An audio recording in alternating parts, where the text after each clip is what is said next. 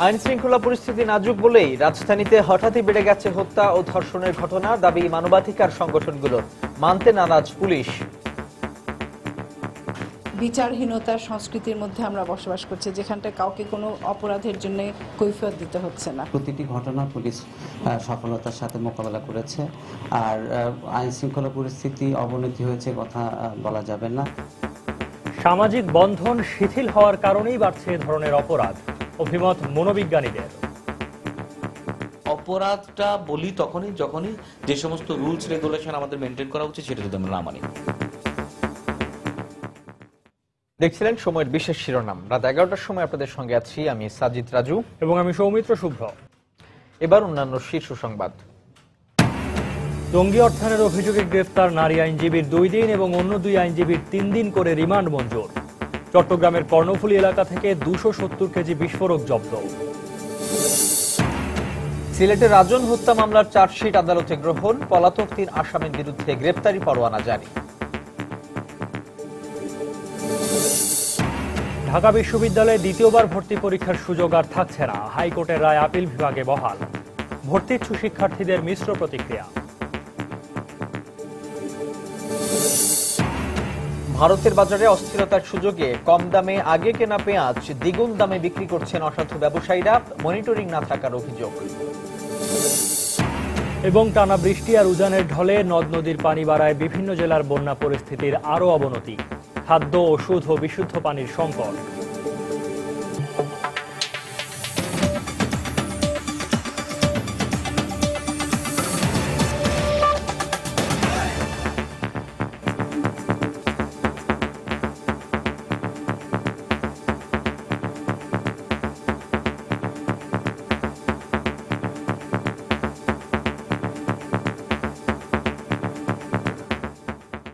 জঙ্গি সংগঠন শহীদ হামজা ব্রিগেডকে অর্থায়নের মূল হোতাদের চিহ্নিত করতে এবার মাঠে নেমেছে র্যাব।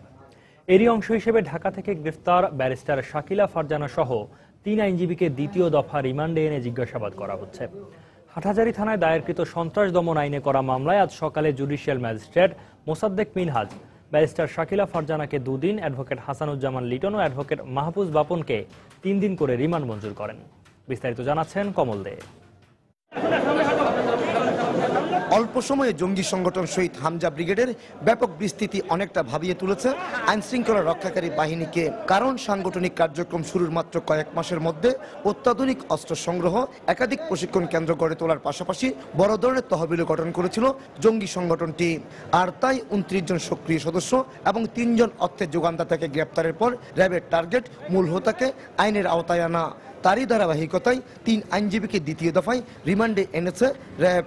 হাটহাজারী আলিপুর মাদ্রাসা ট্রেনিং, সামরিক ট্রেনিং এবং প্রশিক্ষণ, এটা জঙ্গি অর্থায়ন এবং জঙ্গিদের কারা জঙ্গি, কারা কিভাবে তাদেরকে টাকা অর্থায়ন করেছে, তারা টাকা কিভাবে নিচ্ছে, কে দিয়েছে, এরা কারা, এটা উদ্ঘাটনের জন্য তাদের রিমান্ড নেওয়া অত্যন্ত জরুরি। তবে গ্রেপ্তারকৃত ব্যারিস্টার শাকিলা ফারজানার পরিবার প্রথম থেকে জঙ্গি অর্থায়নের বিষয়টি অস্বীকার করে আসছে। তার আইনজীবীর দাবি, আইন লঙ্ঘন করে দ্বিতীয় দফায় রিমান্ড দেওয়া হয়েছে। 164 ধারা রেকর্ড জবানবন্দি দেওয়ার পর কোনো আসামিকে পুনরায় রিমান্ডে নেওয়ার কোনো বিধান নেই, কিন্তু আমরা দেখলাম একই তদন্তকারী কর্মকর্তা গতকালকে বাঁশখালীর একটা মামলায় স্বীকারোক্তির জন্য আবেদন করেছিলেন। ওনার স্বীকারোক্তি যখন মনমত হয়নি, তিনি আবার এই মামলায় সোনেস করেছেন এবং উনি আসামির অনুপস্থিতিতে সোনেস করে রিমান্ডের আবেদন করেছেন হয়রানি করার জন্য। রোববার বাঁশখালী আদালতে দেওয়া স্বীকারোক্তিমূলক জবানবন্দিতে 3 আইনজীবী স্বীকার করেছেন জঙ্গি নেতা মনিরুজ্জামান ডনের ব্যাংক হিসেবে তারা 1 কোটি 8 লাখ টাকা জমা দিয়েছিল। এই টাকার উৎসের সন্ধানে তাদের আরও জিজ্ঞাসাবাদের প্রয়োজন রয়েছে বলে মনে করছেন সরকার নিয়োজিত এই কৌশলী।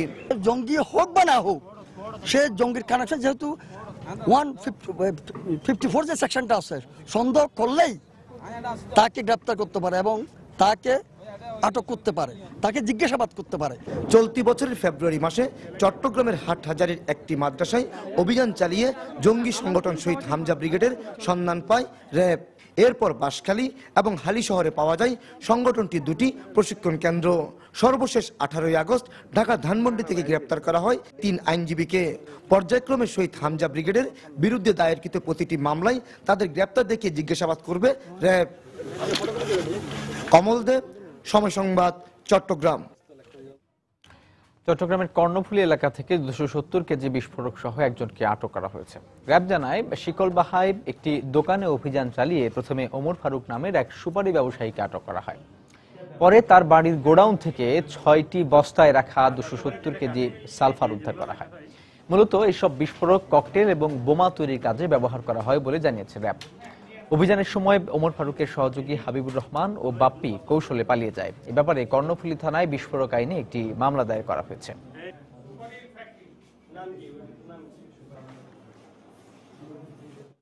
নিষিদ্ধ সালফার জাতীয় বিস্ফোরক দ্রব্য আমরা উদ্ধার করেছি। এটা মূলত হলো বিভিন্ন বোমা, ককটেল এগুলা তৈরির একটা অন্যতম উপাদান এবং আমরা 270 কেজি তার কাছ থেকে পেয়েছি এবং এই ব্যাপারে আমরা আরো তার তদন্ত করতেছি। তদন্তের পরে এবং অন্যান্য যারা পলাতক আসামি আছে তাদেরও গ্রেপ্তারের পলাতক আছে হাবিবুর রহমান, তারপরে হলো বাপ্পি, এদের ব্যাপারেও আমরা প্রয়োজনীয় কার্যকর ব্যবস্থা গ্রহণ করব। সিলেটে শিশু রাজন হত্যা মামলার চার্জশিট গ্রহণ করেছেন আদালত। একই সঙ্গে পলাতক 3 আসামির বিরুদ্ধে গ্রেফতারি পরোয়ানা জারি করে তাদের মালামাল ক্রোকেরও নির্দেশ দেওয়া হয়েছে। সকালে সিলেট মেট্রোপলিটন 1 নম্বর আদালতের বিচারক শাহেদুল করিম চার্জশিট গ্রহণ করে মামলাটি আমলে নেন। পরে পলাতক 3 আসামি কামরুল, তার ভাই শামীম ও পাভেলের বিরুদ্ধে গ্রেফতারি পরোয়ানা জারি করেন আদালত। তবে জড়িত না থাকায় চার্জশিট থেকে 2 জনের নাম প্রত্যাহার করা হয়েছে। 16 আগস্ট সৌদি আরবে পালিয়ে থাকা কামরুল সহ 13 জনের নাম উল্লেখ করে রাজন হত্যা মামলার চার্জশিট আদালতে দাখিল করে পুলিশ। গত 8 জুলাই শিশু রাজনকে চোর সাজিয়ে পিটিয়ে হত্যা করে আসামিরা।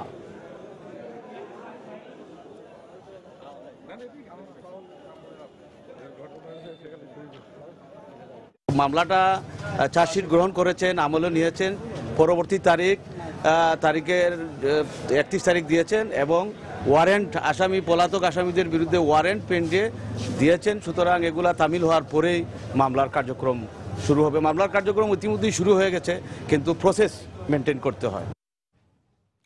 সম্প্রতি রাজধানীতে হঠাৎ করে বেড়ে গেছে হত্যাকাণ্ড ও ধর্ষণ। মানবাধিকার সংগঠনগুলো বলছে, এসব অপরাধ রাজধানীর আইন শৃঙ্খলা পরিস্থিতিকে নাজুক করে ফেলেছে। সামাজিক বন্ধন শিথিল হওয়ার কারণে প্রতিনিয়তই এই ধরনের অপরাধ বেড়ে যাচ্ছে বলে অভিমত মনোবিজ্ঞানীদের। যদিও এগুলোকে বিচ্ছিন্ন কিছু ঘটনা দাবি করে একে আইন শৃঙ্খলার অবনতি বলতে নারাজ পুলিশ। তানির মেহেদীর রিপোর্ট। বেসরকারি পরিসংখ্যান অনুযায়ী চলতি মাসের শুরুতে রাজধানীতে খুন হয়েছেন 7 জন। ধর্ষণের ঘটনা ঘটেছে অন্তত 15টি। এর মধ্যে ব্লগার নীলাদ্রি হত্যাকাণ্ডের পর দেশব্যাপী ঝড় ওঠে আলোচনা আর সমালোচনার। গত 7 আগস্ট দিনে দুপুরে গোরানে নিজ বাসায় নির্মমভাবে গলা কেটে হত্যা করা হয় গণজাগরণ মঞ্চের কর্মী ও ব্লগার নীলাদ্রি চট্টোপাধ্যায়কে। এর সপ্তাহ পার হওয়ার আগেই 13 আগস্ট রাতে রাজধানীর বাড্ডায় গুলিবর্ষণের ঘটনায় স্বেচ্ছাসেবক লীগ নেতা মাহবুবুর রহমান গামা ও তার 3 অনুসারীকে হত্যা করে সন্ত্রাসীরা। একই দিন বিশ্ববিদ্যালয়ে ভর্তি কোচিং করতে এসে রাজধানীর মগবাজারে পরিচিত 2 তরুণের ধর্ষণের শিকার হন জামালপুরের এক কলেজ ছাত্রী। মানবাধিকার কর্মীরা বলছেন, এসব অপরাধ রাজধানীর আইন শৃঙ্খলা পরিস্থিতিকে নাজুক করে ফেলেছে। প্রশ্ন উঠেছে নাগরিক নিরাপত্তা নিয়েও। এই সমস্ত অপরাধের জন্য আমরা অনেক পিছনে রয়ে গেছি। অনেক খারাপ জায়গায় এখন পর্যন্ত আমরা দাঁড়িয়ে আছি। বিচারহীনতার সংস্কৃতির মধ্যে আমরা বসবাস করছি, যেখানটা কাউকে কোনো অপরাধের জন্য কৈফিয়ত দিতে হচ্ছে না। নারীদের উপরে এই অত্যাচারটা অনবরত বাড়ছে। অপরদিকে মূল্যবোধের অভাব আর সামাজিক বন্ধন শিথিল হওয়ায় এ ধরনের ঘটনা বেড়ে চলছে বলে অভিমত মনোবিজ্ঞানীদের। অপরাধটা বলি যখনই যে সমস্ত রুলস রেগুলেশন আমাদের মেনটেন করা উচিত সেটা যদি আমরা না মানি, যখন করবে না বিষয়টা আমার মধ্যে কাজ না করে, সেটা আমার বিবেকের জন্যই হোক, এটা আমার প্রথার জন্যই হোক, অথবা আমার আইনের জন্যই হোক, সেটা যখন অ্যাপ্লাই সঠিকভাবে না হয় তখনই সেই কাজটা বের হয়ে আসে। সেটাকে আমরা বলি অপরাধ প্রবণতা বাড়া। অবশ্য এ ধরনের অপরাধকে আইন শৃঙ্খলা পরিস্থিতির অবনতি বলে মানতে নারাজ পুলিশের এই কর্মকর্তা। কিছু অপরাধের ঘটনা ঘটেছে যেগুলো চাঞ্চল্যের সৃষ্টি করেছে। সামগ্রিক বিবেচনায় প্রতিটি ঘটনা পুলিশ সফলতার সাথে মোকাবেলা করেছে। আর আইন শৃঙ্খলা পরিস্থিতি অবনতি হয়েছে কথা বলা যাবে না। তার মতে এসব অপরাধ বন্ধে পুলিশের পাশাপাশি সামাজিক সচেতনতাও বাড়ানো প্রয়োজন। তানিন মেহেদী, সময় সংবাদ, ঢাকা। হাজারীবাগ থানা ছাত্রলীগ নেতা আরজুকে হত্যার জন্য দায়ী করে তার ভাইয়ের আদালতে মামলার আবেদনের পরদিনই প্রত্যাহার করা হলো র্যাব 2 এর অধিনায়ক লেফটেন্যান্ট কর্নেল মাসুদ রানাকে। র্যাবের আইন ও গণমাধ্যম শাখার পরিচালক মুফতি মাহমুদ জানিয়েছেন, নিরপেক্ষ তদন্তের স্বার্থে লেফটেন্যান্ট কর্নেল মাসুদ রানাকে সদর দপ্তরে সংযুক্ত করা হয়েছে। গত 16ই আগস্ট রাজধানীর গণকটুলি এলাকায় রাজা নামে এক কিশোরকে মোবাইল ফোন চুরির অভিযোগে পিটিয়ে হত্যা করা হয়। হাজারীবাগ থানা ছাত্রলীগ নেতা আরজু মিয়াকে দায়ী করে রাজার বোন মামলা করার কয়েক ঘন্টা পর র্যাব জানায় বন্দুকযুদ্ধে নিহত হয়েছে আরজু। এরপরই রোববার আরজু হত্যার অভিযোগ এনে র্যাব 2 এর অধিনায়ক ও আরও 2 কর্মকর্তা সহ 4 জনের বিরুদ্ধে আদালতে মামলার আবেদন করেন তার ভাই। মামলাটি আদালতে গ্রহণ করা হবে কিনা তার শুনানি শেষ হওয়ার আগেই লেফটেন্যান্ট কর্নেল মাসুদ রানাকে সদর দপ্তরে নেওয়া হলো।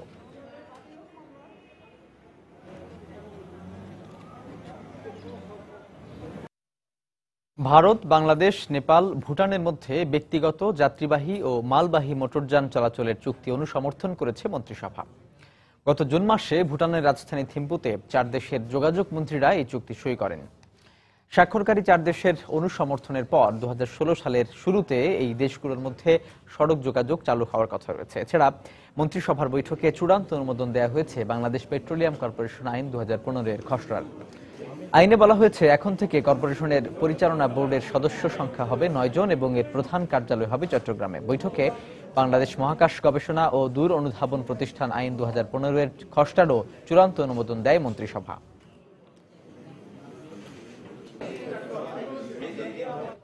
আওয়ামী লীগ নেত্রী আইভি রহমানের 11তম মৃত্যুবার্ষিকী উপলক্ষে তার আত্মার শান্তি কামনা করে দোয়া ও মোনাজাত করেছেন প্রধানমন্ত্রী শেখ হাসিনা। এ সময় নৃশংস সেই হামলায় নিহত অন্যান্য নেতাকর্মীদের জন্য দোয়া করা হয়। বিকেলে আইভি রহমানের গুলশানের বাসভবনে আয়োজিত দোয়া মাহফিলে অংশ নেন প্রধানমন্ত্রী। সেখানে বেশ কিছু সময় প্রধানমন্ত্রী আইভি রহমানের স্বজনদের সঙ্গে কাটান, সান্ত্বনা দেন শোক সন্তপ্ত পরিবারের সদস্যদের। পরে দোয়া মাহফিলে মোনাজাত করেন প্রধানমন্ত্রী। এ সময় দলের বিভিন্ন স্তরের নেতাকর্মীরা সেখানে উপস্থিত ছিলেন। 2004 সালের 21 আগস্ট রাজধানীর বঙ্গবন্ধু অ্যাভিনিউয়ে সন্ত্রাসী হামলায় গুরুতর আহত হন আইভি রহমান। পরে 24 আগস্ট মারা যান তিনি। এ ঘটনায় 24 জন নেতাকর্মী নিহত হন।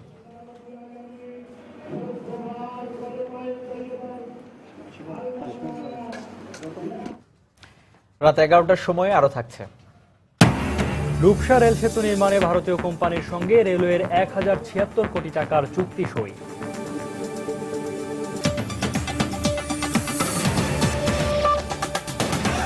ঢাকা বিশ্ববিদ্যালয়ে দ্বিতীয়বার ভর্তি পরীক্ষা না নেওয়ার সিদ্ধান্ত বৈধ বলে দেয়া হাইকোর্টের রায় বহাল রেখেছেন আপিল বিভাগ।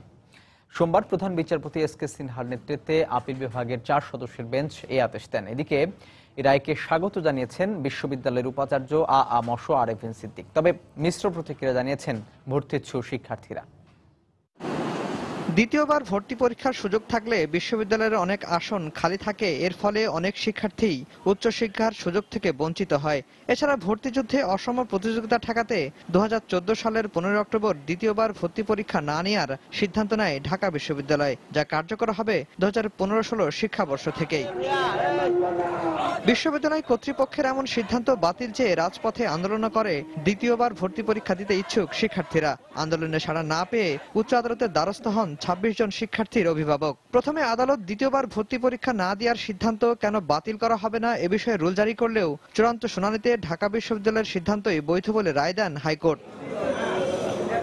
সোমবার হাইকোর্টের এ রায়ের বিরুদ্ধে করা আপিলও খারিজ করে দেন সুপ্রিম কোর্ট। ফলে এবছর থেকেই বন্ধ হয়ে গেল প্রাচ্যের অক্সফোর্ড ঢাকা বিশ্ববিদ্যালয়ের দ্বিতীয়বার ভর্তি পরীক্ষা দেওয়ার সুযোগ। এখন ঢাকা ইউনিভার্সিটি ভবিষ্যতে এবছর থেকে আগামীতে যত পরীক্ষা হবে সেখানে ভবিষ্যতে কেউ সেকেন্ড টাইম আর পরীক্ষা দিতে পারবে না। যারা প্রথমবার ভর্তি পরীক্ষায় অংশগ্রহণ করবে তারা বিশ্ববিদ্যালয়ের যে 6700 আসন থাকবে এই পুরো আসনগুলোই তাদের জন্য তা নির্ধারিত থাকবে। এ রায়ে হতাশা প্রকাশ করেছেন দ্বিতীয়বার ভর্তিচ্ছু শিক্ষার্থীদের আইনজীবী। যারা ঢাকা বিশ্ববিদ্যালয়ে ভর্তি পরীক্ষায় দ্বিতীয়বার সুযোগের অপেক্ষায় ছিল, তারা আশা করেছিল আপিল বিভাগে অন্তত তাদেরকে শেষবারের মতো ভর্তি পরীক্ষার সুযোগ দিয়ে। তবে মিশ্র প্রতিক্রিয়া জানিয়েছেন ভর্তিচ্ছু শিক্ষার্থীরা। আমরা এটা ভালো পজিটিভ হিসেবে নিচ্ছি, তো এটা আমরা এখন ট্রাই করে যাবো। আর এটা আমাদের জন্য একটা ভালো দিক যে আমরা হালকা পরিশ্রমে হয়তো পেয়ে যেতে পারি চান্সটা। একদিকে পজিটিভ আবার অন্যদিকে নেগেটিভ। আমরা যখন সেকেন্ড টাইমে দিতাম তাহলে আমরা অনেক অ্যাডভান্স হইতাম, তাহলে ঢাকা ইউনিভার্সিটি বাছাইকৃত কিছু স্টুডেন্ট পাইতো। আগামী 9 অক্টোবর খ ইউনিটের ভর্তি পরীক্ষার মধ্য দিয়ে 2015-16 শিক্ষাবর্ষের সম্মান প্রথম বর্ষের ঢাকা বিশ্ববিদ্যালয়ের ভর্তি যুদ্ধ শুরু হবে। আফজাল হোসেন, সময় সংবাদ, ঢাকা। এদিকে ঢাকা বিশ্ববিদ্যালয়ের 2015-16 শিক্ষাবর্ষে প্রথম বর্ষ স্নাতক শ্রেণীতে অনলাইন ভর্তির আবেদন প্রক্রিয়া শুরু হয়েছে। আগামী 10 সেপ্টেম্বর পর্যন্ত বিশ্ববিদ্যালয়ের ওয়েবসাইটে ভর্তি পরীক্ষার জন্য আবেদন করা যাবে। সকালে বিশ্ববিদ্যালয়ের কেন্দ্রীয় ভর্তি কার্যালয়ে আনুষ্ঠানিকভাবে এই কার্যক্রমের উদ্বোধন করেন উপাচার্য অধ্যাপক আ.ম.আরেফিন সিদ্দিক। এবছর ব্যাংক সার্ভিস চার্জ ও অনলাইন সার্ভিস সহ ভর্তি পরীক্ষার ফি 350 টাকা নির্ধারণ করা হয়েছে। ক ইউনিটের পরীক্ষা 30 অক্টোবর, খ ইউনিটের পরীক্ষা 9 অক্টোবর, গ ইউনিটের পরীক্ষা 16 অক্টোবর, ঘ ইউনিটের 6 নভেম্বর এবং চ ইউনিটের পরীক্ষা 10 অক্টোবর ও 17 অক্টোবর অনুষ্ঠিত হবে।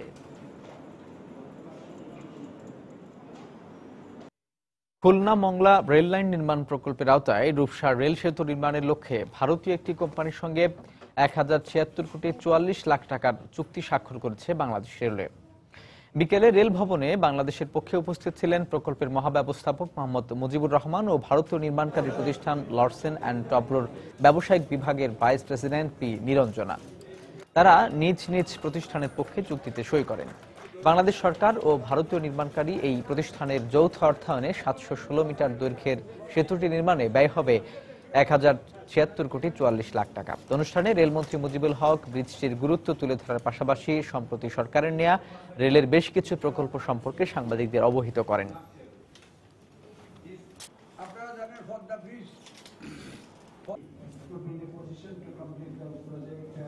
খুলনা থেকে মংলা পর্যন্ত রেল লাইন নির্মিত হতে যাচ্ছে। রেল লাইন নির্মাণের কাজ আমরা অনেক দূরে এগিয়ে গিয়েছি। সিসিজিপি অর্থাৎ পারচেজ কমিটিতে আমাদের ফাইল গিয়েছে, সেখান থেকে অনুমোদন হওয়ার পর ওখানেও রেল লাইন নির্মাণের কাজ শুরু হবে। এখন আজকে শুধু ব্রিজ, আমরা ঢাকা থেকে পদ্মা ব্রিজ অর্থাৎ মাওয়া পর্যন্ত, মাওয়া থেকে জাজিরা হয়ে বাঙ্গা পর্যন্ত আমাদের পদ্মা রেল লিঙ্ক কাজ হাতে নিয়েছি। কার্যকর বাজার মনিটরিং ব্যবস্থা না থাকায় কয়েকদিনের ব্যবধানে দফায় দফায় বাড়ছে পেঁয়াজের দাম। বিক্রেতারা বলছেন, ভারতের বাজার অস্থিরতার সুযোগে কম দামে আগে কেনা পেঁয়াজ দ্বিগুণ দামে বিক্রি করছেন অসাধু ব্যবসায়ীরা। তাদের অভিযোগ, রাজধানীতে ঢোকার আগেই এসব অসাধু ব্যবসায়ী বাড়িয়ে দিচ্ছে পেঁয়াজের দাম। বিস্তারিত মোস্তফা মাহবুবের রিপোর্টে। আমদানি মূল্য বেড়ে যাওয়ায় কয়েকদিনের ব্যবধানে কেজি প্রতি 30 থেকে 40 টাকা বেড়েছে পেঁয়াজের দাম। রাজধানীর কৃষি মার্কেট পাইকারি বাজার ঘুরে দেখা গেছে, সোমবার সকালে দেশি পেঁয়াজ বিক্রি হচ্ছে মানভেদে 70 থেকে 75 টাকায়, আর ভারতীয় পেঁয়াজ পাইকারি দামে বিক্রি হচ্ছে 80 টাকায়, যা খুচরা বাজারে বিক্রি হচ্ছে আরো 20 থেকে 25 টাকা বেশি দামে। কমার সম্ভাবনা দেখি না, হঠাৎ করে এক সপ্তাহের মধ্যে যেন 20-30 টাকা বাইরে যাবো, এটা আমাদের কল্পনার বাইরে ছিল। এটা হলো 85 মাল, যদি বিক্রি মনে করেন কম হয় তাহলে দাম কমবে। এক কেজিতে মনে করেন 20 টাকা 25 টাকা ডিফারেন্স হয়ে গেছে। তবে রাজধানীর বাজার ভেদেও রয়েছে দামের পার্থক্য। সোমবার দুপুরেই কারণ বাজারে একই মানের পেঁয়াজ বিক্রি হতে দেখা গেল 80 থেকে 82 টাকা কেজিতে। পাইকারি এ বাজারে দেশি ও ভারতীয় পেঁয়াজ বিক্রি হচ্ছে একই দামে। দেশি পেঁয়াজ ভালো যেটা এটা হচ্ছে 82 টাকা কেজি, আর যেটা একটু দাম এটা 2 টাকা কম 80 টাকা কেজি। আর ইন্ডিয়ান দায়িত্বে যারা আছেন এদের কোনো ধারে কাছেও নাই, যে কারণে সাধারণ মানুষ ক্ষতিগ্রস্ত হচ্ছে, ভুক্তভোগী হচ্ছে। বিক্রেতারা জানালেন, দেশের বর্ডার হাটগুলোতে পেঁয়াজের দাম বেড়ে যাওয়ার সঙ্গে সঙ্গে রাজধানী সহ সারা দেশে বেড়ে যায় দাম। কার্যকর বাজার মনিটরিং না থাকার সুযোগে কম দামে মজুত করে রাখা পণ্য বেশি দামে কেনা দাবি করে বাজারে বিক্রি করা হয় চড়া দামে। আমাদের যারা ব্যাপারী আছে ওরা বর্ডারে খবর নাই, বর্ডারে খবর নিয়ে এদিকে দাম বাড়িয়ে দেয়। মোবাইলের যুগ, জানাজানি হয়ে যায়, যেমন পেঁয়াজ দাম বাড়তে আছে, আজকে কালকে বাড়ার সম্ভাবনা আছে, বর্ডারের দাম বেশি, তো মালটা বেচে না, রাখি দেয়, রাখি দিয়ে পরে দিয়ে বাড়তি দামে বেচে। ইম্পোর্টাররা ওখান থেকে মাল বেচতে নিষেধ করে, যে বর্ডারেজ বাজার বেশি গেছে তারা রেট দিয়ে দেয়। তাদের মাল যদি না বেচতে দেয় একজন আরতদার কি করতে পারে? এ অবস্থায় বাজার স্থিতিশীল রাখতে পেঁয়াজ আমদানির ক্ষেত্রে বিকল্প দেশের সংখ্যা বাড়ানোর পাশাপাশি সরকারের জোরালো মনিটরিং ব্যবস্থা চালু করার তাগিদ দিয়েছেন ব্যবসায়ীরা। মোস্তফা মাহবুব, সময় সংবাদ, ঢাকা। বঙ্গবন্ধুর হত্যাকাণ্ডের সময় গণবাহিনী সহ অন্যান্যদের কি ভূমিকা ছিল তা জাতির সামনে স্পষ্ট করতে বর্তমান সরকারের তথ্যমন্ত্রীকে আহ্বান জানিয়েছেন বিএনপি নেতারা। রাজধানীর নয়াপল্টন ও জাতীয় প্রেস ক্লাবে আয়োজিত আলাদা অনুষ্ঠানে তারা এমন মন্তব্য করেন। এই সময় তারা বলেন, দেশে আইনের শাসন নেই বলেই আওয়ামী লীগ ও এর সহযোগী সংগঠনের মাঝে কোন্দল চরমে পৌঁছেছে। যে অভিযোগ জাসদের বিরুদ্ধে উঠেছে, যে অভিযোগ গণবাহিনীর বিরুদ্ধে উঠেছে, যে অভিযোগ শেখ হাসিনার প্রতি অঙ্গুলি প্রদর্শন করা হচ্ছে, এটার জবাব শেখ হাসান কিনু দেবেন এবং এটার জবাব দিতে না পারলে তার পদত্যাগ করা বাঞ্ছনীয় হবে। আর ইনু সাহেবকে স্মরণ করিয়ে দিতে চাই, তিনি যেন মেহেরবানি করে গণতন্ত্রের সবক জাতিকে না দেন। ইনু সাহেবের বক্তৃতা, যে তিনি এক কথা যদি প্রধানমন্ত্রী বলেন তিনি আগ বাড়িয়ে তিনি দুই কথা সেই বক্তব্যের পক্ষেই বলে থাকেন, তার কারণ ক্ষমতা। এবং ৭১ সাল থেকে ৭৫-এর এই সময়কায় কালকে আওয়ামী লীগের অত্যন্ত প্রভাবশালী নেতা জনাব শেখ সেলিম সাহেব যে বক্তব্য বলেছেন, হাসানুল হক ইনুদের জন্য এটা অপ্রিয় সত্য, কিন্তু এটা সত্য। টানা বৃষ্টি আর উজানের ঢলে নদ নদীর পানি বাড়ায় দেশের বিভিন্ন জেলায় বন্যা পরিস্থিতির আরও অবনতি হয়েছে। বন্যা কবলিত জেলাগুলোতে খাদ্যের পাশাপাশি দেখা দিয়েছে ওষুধ ও বিশুদ্ধ পানির সংকট। গাইবান্ধায় ব্রহ্মপুত্র নদের পানির চাপে টিয়ার বাঁধের কিছু অংশ ভেঙে নতুন করে প্লাবিত হয়েছে সাঘাটা উপজেলার গোবিন্দপুর ইউনিয়নের কয়েকটি গ্রাম। এছাড়া গত কদিনের টানা বৃষ্টি এবং নদ নদীর পানি বেড়ে যাওয়ায় পানিবন্দী হয়ে পড়েছেন ৩ উপজেলার প্রায় ৬৫,০০০ মানুষ। সিরাজগঞ্জে যমুনা নদীর পানি বিপদসীমার বেশ কয়েক সেন্টিমিটার ওপর দিয়ে প্রবাহিত হচ্ছে। এতে নতুন করে কাজীপুর উপজেলার ৯টি ইউনিয়নের বেশ কটি গ্রাম প্লাবিত হয়েছে।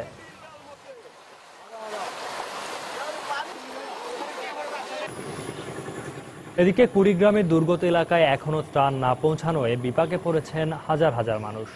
তবে ক্ষতিগ্রস্তদের মাঝে ত্রাণ বিতরণের ব্যবস্থা নেওয়া হচ্ছে বলে জানিয়েছেন জেলা প্রশাসক। সম্মান পরীক্ষায় কৃতিত্বপূর্ণ ফল করায় ঢাকা বিশ্ববিদ্যালয়ের গণযোগাযোগ ও সাংবাদিকতা বিভাগের ১২ শিক্ষার্থীকে অধ্যাপক সিতারা পারভীন পুরস্কার দেওয়া হয়েছে। দুপুরে বিশ্ববিদ্যালয়ের আরসি মজুমদার মিলনায়তনে শিক্ষার্থীদের হাতে পুরস্কার তুলে দেন ঢাকা বিশ্ববিদ্যালয়ের উপাচার্য আ.আ. আরেফিন সিদ্দিক এবং বিশিষ্ট নাট্য ব্যক্তিত্ব আলী জাকের।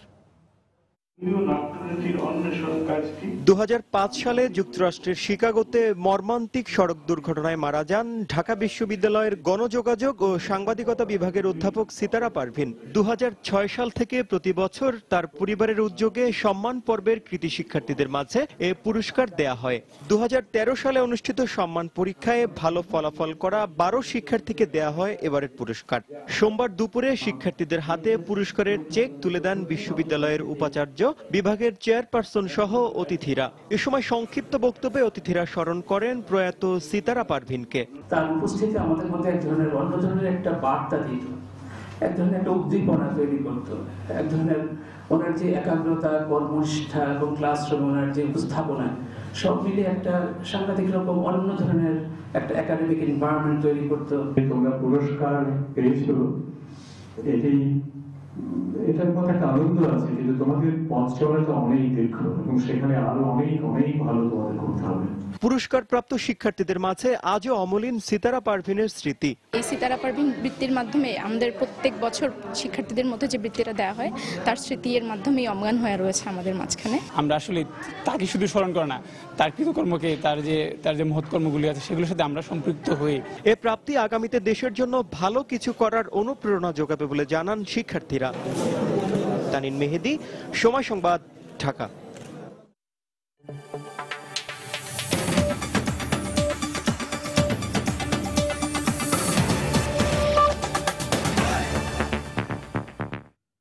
নেপালে প্রস্তাবিত নতুন সংবিধানের বিরুদ্ধে আন্দোলনরত বিক্ষোভকারীদের সঙ্গে সংঘর্ষে ৮ পুলিশ সদস্য নিহত হয়েছেন।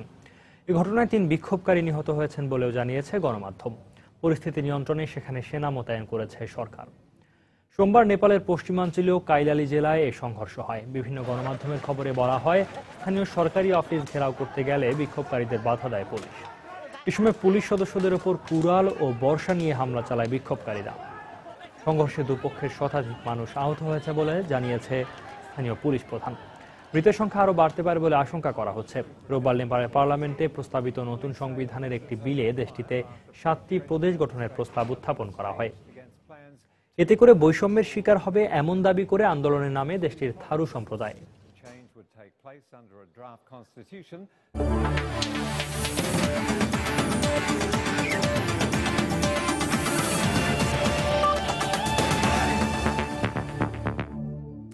সাফ অনূর্ধ্ব-19 ফুটবল চ্যাম্পিয়নশিপের খবর। শুরুতে এগিয়ে গিয়েও শেষ পর্যন্ত আত্মঘাতী গোলে হারতে হলো বাংলাদেশের যুবাদের। গ্রুপ পর্বে নিজেদের শেষ ম্যাচে স্বাগতিক নেপালের কাছে 2-1 গোলে হারায় গ্রুপ চ্যাম্পিয়ন হতে পারল না লাল সবুজের প্রতিনিধিরা। নেপালের আনফা কমপ্লেক্সে স্বাগতিকদের বিপক্ষে শুরু থেকে আক্রমণাত্মক কৌশলে খেলতে থাকে বাংলাদেশ। ফলস্বরূপ ম্যাচের 11 মিনিটে এগিয়ে যায় তারা। রোহিত সরকারের অসাধারণ গোলে লিড নেয় সাইফুল বারী টিটুর দল। এরপর অবশ্য গোল পরিশোধে খুব বেশি সময় নেয়নি নেপাল। ম্যাচের 18 মিনিটেই অঞ্জন বিস্তার গোলে ম্যাচের সমতা আনে স্বাগতিকরা। এরপর অনেকবার আক্রমণে গিয়েও প্রথমার্ধে আর গোলের দেখা পায়নি দু দলের কেউই। বিরতির পর ফিরে বারবার গোল পোস্টের কাছে গিয়েও হতাশ হতে হয় বাংলার যুবাদের। উল্টো ম্যাচের ইনজুরির সময়ে নিজেদের জালেই বল জড়ায় বাংলাদেশ। এতে হার নিয়ে মাঠ ছাড়ে সাইফুল বারী টিটুর দল। 27 আগস্ট দ্বিতীয় সেমিফাইনালে বি গ্রুপের চ্যাম্পিয়নের বিপক্ষে লড়বে বাংলাদেশ। রাত 11টার সময়ের শীর্ষ সংবাদগুলো জানিয়ে দিচ্ছি আরেকবার। জঙ্গি অর্থায়নের অভিযোগে গ্রেপ্তার নারী আইনজীবীর 2 দিন এবং অন্য 2 আইনজীবীর 3 দিন করে রিমান্ড মঞ্জুর। চট্টগ্রামের কর্ণফুলী এলাকা থেকে 270 কেজি বিস্ফোরক জব্দ। সিলেটে রাজন হত্যা মামলার চার্জশিট আদালতে গ্রহণ। পলাতক 3 আসামির বিরুদ্ধে গ্রেফতারি পরোয়ানা জারি। ঢাকা বিশ্ববিদ্যালয়ে দ্বিতীয়বার ভর্তি পরীক্ষার সুযোগ আর থাকছে না। হাইকোর্টের রায় আপিল বিভাগে বহাল। ভর্তিচ্ছু শিক্ষার্থীদের মিশ্র প্রতিক্রিয়া। ভারতের বাজারে অস্থিরতার সুযোগে কম দামে আগে কেনা পেঁয়াজ দ্বিগুণ দামে বিক্রি করছেন অসাধু ব্যবসায়ীরা। মনিটরিং না থাকার অভিযোগ। এবং টানা বৃষ্টি আর উজানের ঢলে নদ নদীর পানি বাড়ায় বিভিন্ন জেলার বন্যা পরিস্থিতির আরও অবনতি। খাদ্য, ওষুধ ও বিশুদ্ধ পানির সংকট। এই ছিল রাত 11টার সময়। যে কোনো খবর পেতে ভিজিট করুন সময়নিউজ.tv। সঙ্গে থাকুন সময়।